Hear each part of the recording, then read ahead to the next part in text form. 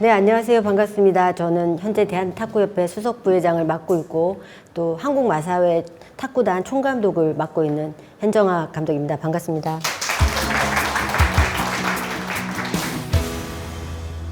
한반도기를 처음 사용했던 대회가 91년도 남북 단일팀이었어요. 1월인가 제가 알기로는 남북 회담? 네, 회담을 했던 걸로 알고 있어요.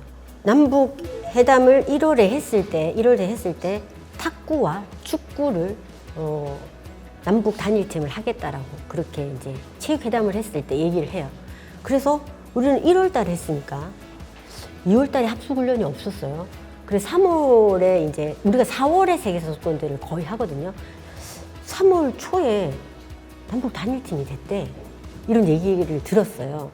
근데 남북 단일팀이 되면 우리는 4명의 주전 선수가 있어요. 북한도 4명의 주전 선수가 있겠죠. 근데 우리가 5명씩 다 준비를 해서 만들어 놨단 말이에요. 근데 남한 2명, 북한 2명 이렇게 이제 한 팀을 구성을 하면 나머지 선수들이 피해를 보잖아요. 그게 이제 연금도 관련이 돼 있고 여러 가지 혜택이 받을 수 있는 건데 그러면은 불이익을 당하는 거네. 우리는 이제 이렇게 단순하게 생각을 한 거죠. 우리가 왜 이런 걸 해야 되지? 그냥 하나의 이벤트 대회?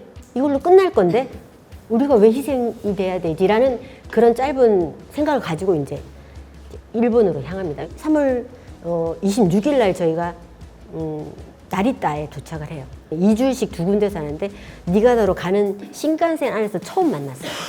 그래서 도시락을 나눠 먹으면서 북한 친구들은 우리 또래 친구들이니까 반가운 거죠. 그리고 이제 훈련을 시작하게 됐죠. 그 다음 날부터. 물론 거기에 이제 민단, 조총련 다 오셔가지고 되게 환영 많이 해주시고 그렇게 하셨어요. 그리고 이 대회를 위해서 그때 처음으로 그분들이 조직이 만났다고 얘기를 했어요. 예, 처음으로. 그래서 응원을 어떻게 할 건지 아니면은 한 달 동안 있으니까는 어떻게 뒷바라지를 할 건지에 대해서 처음으로 회의를 하셨다라고 그렇게 얘기를 하시더라고요. 일주일은 우리식으로 하고 일주일은 북한식으로 하자. 그렇게 합의를 끝내고 훈련도 시작을 해요. 이분희 선수는 사실 저보다 1살 많더라고요. 그냥 동무라고 안 하고 언니 하면서 존댓말을 계속 써주니까 엄청 좋아하더라고요. 아마 그래서 언니가 빨리 마음을 열었을 수도 있어요.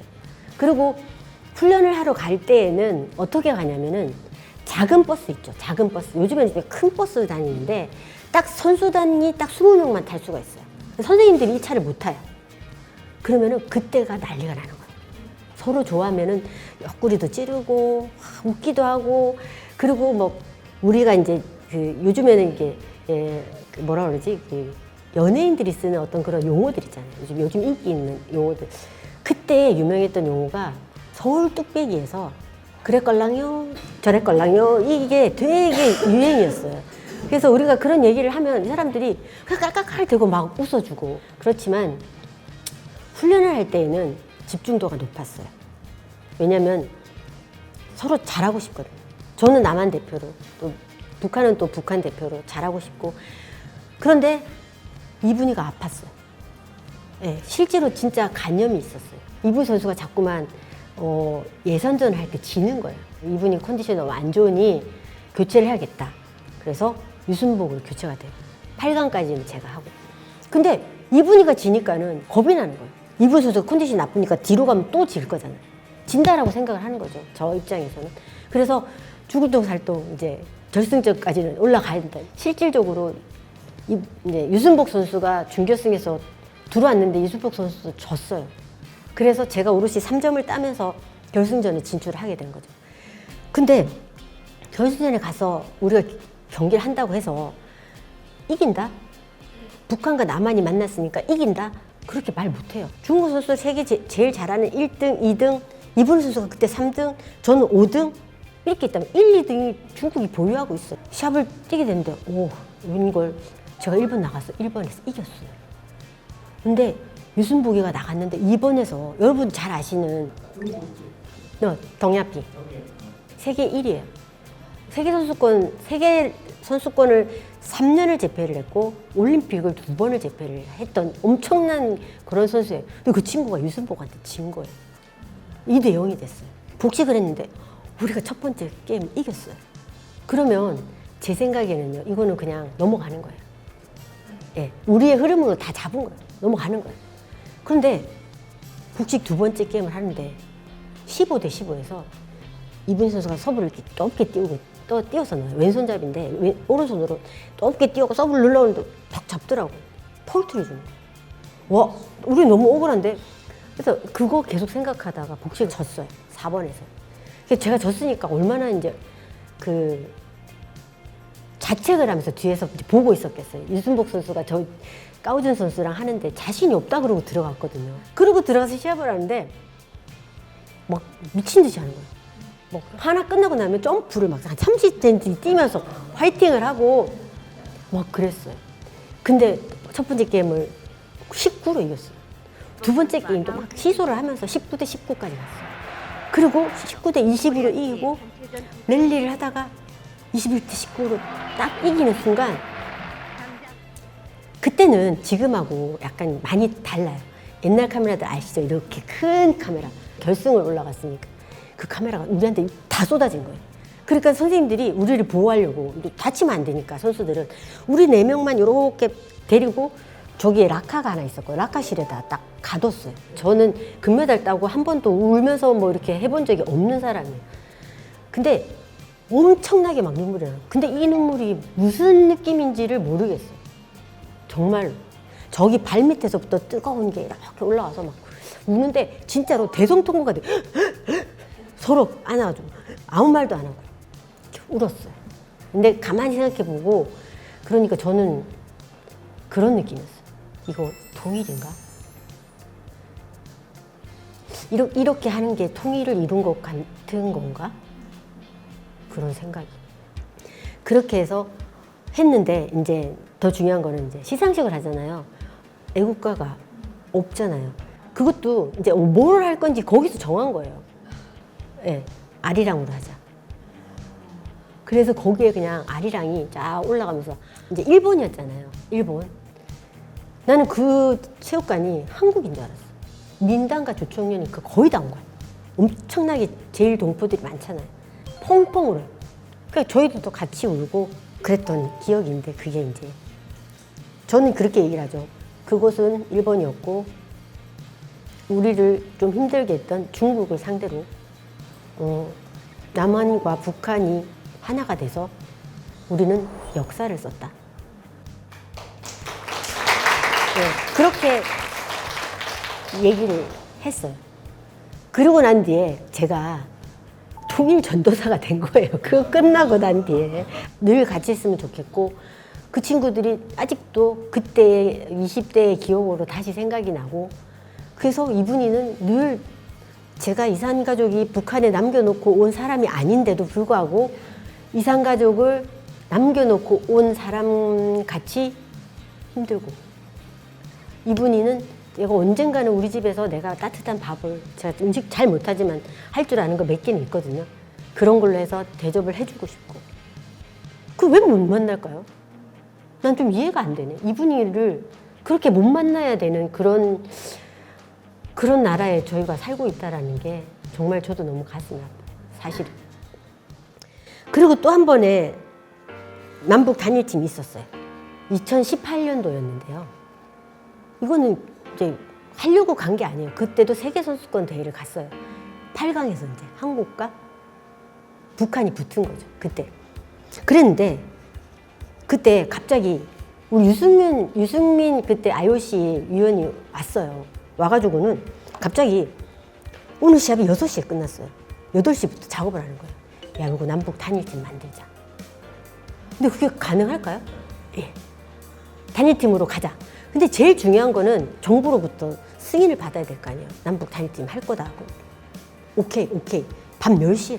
그거보다도 이제 우리 두 팀보다도 다른 나라가 동의를 해줘야 돼요. 그죠? 근데 동의가 됐어요. 이해가 되세요? 왜 동의가 됐을까요? 이게 중요한 거예요. 이분들이 그때 당시에 저랑 같이 선수 생활을 했던 분들이에요. 우리 남북 단일팀을 현장에서 본 사람들이에요. 그래서 그 사람들이 이렇게 동의를 구하니까 괜찮다. 너네 둘이 합쳐서 4강으로 올라와라. 다 된 거예요. 근데 그때 이제 8강 시합을 하러 들어가요. 두 팀이 들어가서 그냥 그 아나운서 멘트로 이렇게 해요. 두 팀은 게임을 원하지 않는다. 이 두 팀은 단일팀으로 해서 준결승에 같이 진출한다. 그 얘기를 듣는데 제가 그때 감정성이 이렇게 있었어요. 그 앞에서 여기 이렇게 탁구대가 있는 거죠. 그걸 보는데 그 남북 단일팀 했던 그게 바로 오버랩이 되는 거예요. 그래서 그 아나운서 멘트를 듣는데도 또 엄청 막 뭉클하고 막 그랬었어요.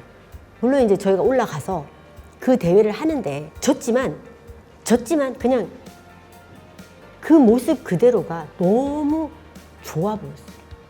너무 그때와 오버랩 되면서 그 친구들도 거기서 샷 치고 같이 사진을 찍고 그 장면들을 많은 외국 사람들이 다 보잖아요. 중계도 나가고. 이것이 스포츠예요. 스포츠는 무엇을 상징을 하냐면 세계 평화를 상징을 하고 희망을 얘기를 하는 게 이런 스포츠입니다. 이게 그러니까 탁구뿐만이 아니더라도 저는 모든 스포츠는 많은 사람들에게 평화의 그런 메시지를 주는 것이고요. 이 스포츠가 두들겨야지만이 제일 먼저 저는 열릴 수 있다고 생각을 해요. 사실은 저희가 내년에 26년도죠. 주니어 탁구 선수권 대회가 평양에서 있어요. 우리를 못 오게 할 수는 없어요. 왜냐면 이게 북한에서 열리긴 하지만은 이게 이제 아시아 연맹에서 여는 대회이기 때문에 2027년도에는 아시아 탁구 선수권 대회가 열려요. 저는 이거를 기회로 말씀을 드리는 거예요. 우리 정부가 북한에 어떻게든지 가게 될 텐데 우리 탁구 선수단이 그럴 때 저는 많은 일을 해 주십사 말씀을 드리고 싶어요. 또 하나는 탁구를 잘해요. 북한이. 엄청나게 탁구 인기가 있고 왜냐면 나가면 메달을 따와요. 이 친구들은 괴물 같아요. 우리는 맨날 가서 랭킹을 쌓고 이래가지고 랭킹 포인트 높여가지고 세계 랭킹이 높은데 얘네들은 그냥 무조건 올림픽 나오면 그냥 메달을 따요. 그 정도로 훈련이 잘 되어 있고 실력이 좋고 그리고 피지컬이 엄청 좋아요. 그러니까 엄청나게 운동을 한다는 거예요. 엄청 빠르고 이런 거 있잖아요. 엄청 연습이 잘 돼 있는 숙달되어 있는 듯한 그런 기계같이 탁구를 친다는 거죠. 근데 거기에 평양에만 8개 팀이 있대요. 그러면 다른 데에도 다 합치면 엄청난 선수들이 있다고 보는 거죠. 우리 선수가 너무 없어요. 프로 선수들이. 남녀 합쳐가지고 100명이 안 돼요. 그런데 그럼에도 불구하고 우리가 나가서 메달을 따고 하잖아요. 그래 저런 좋은 어떤 그런 선수군을 우리가 데리고 와서 우리가 이게 활성화를 시킬 수 있다면 얼마나 좋아요. 그죠? 방송들도 좋아할 거고 미디어들도 좋아할 거지만 또 하나는 경기력이 좋아진다는 거예요. 서로 간의 교류를 통해서 그런 것들이 교류가 이루어졌으면 좋겠다라는 게 제 마음이에요. 아까운 거죠. 서로가 그런 교류를 하게 되면은 저는 또 하나는 더 많은 실력을 쌓아서 우리가 대회를 뭐 올림픽이라든지 그런 대회를 잘 치를 수 있겠다라는 그런 생각이 드는 거죠. 저는 그래서 서서히 문이 열리면서 통일 한번 생각해 볼까? 이렇게 되지 않을까라는 그런 마음이 저는 있어요. 그래서 저는 제가 계속 할 거예요. 솔직히 저는 이제 탁구인이고 탁구는 할 수 있겠다고 판단을 하기 때문에 스포츠로서 교류를 위해서 계속 노력을 할 겁니다. 그래서 우리는 통일을 빨리 갈 수 있는 어떤 길을 모색하자라는 게 제 마음이고요. 그리고 오늘 강의의 주제였습니다. 네, 감사합니다.